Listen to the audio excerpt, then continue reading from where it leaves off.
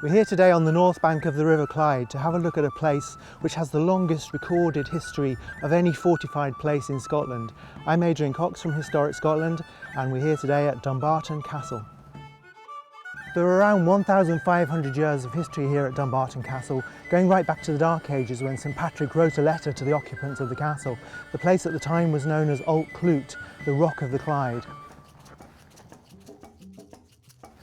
Around 335 million years ago, Dumbarton was at the centre of steamy tropical lowlands around here. And behind me is Castle Rock, which was a volcanic eruption, a basalt core of a volcano. The castle was a Dark Age settlement in the 5th century, but it's had many occupiers and it's gone through many sieges and battles. And in the medieval period became a royal castle with massive defences. As we climb further up the Castle Rock, we'll come across structures from different periods of history, and this one relates to the artillery defences that were built after the Jacobite risings in the 18th century. These works were designed by a man called Captain John Romer, and one of his trademarks was these pepper pot sentinel boxes and these large guns. The guns on the artillery fortifications date from 1810, from the reign of King George II, and this is called the King George's Battery. The guns were muzzle-loaded cannons, so they were loaded from the front. They'd fire a stone ball or an iron ball, which had to be shoved in at the end of the barrel, and it took 3 people to fire it. The last of them would light the blue touch paper at the end, and the cannon would go kaboom.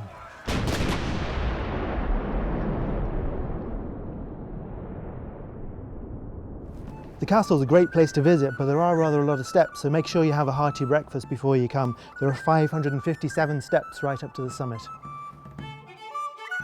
The medieval access to the castle was along this cleft between the 2 peaks in the rock, and it has 2 medieval barriers on it. The first of them is the guardhouse, which dates from the 16th century. The guardhouse has a number of interesting architectural features. One of the most interesting, if we look up, is a face carved into the stone, and it's supposed to represent Sir John Menteith, who was instrumental in the capture of William Wallace in 1305 during the Wars of Independence.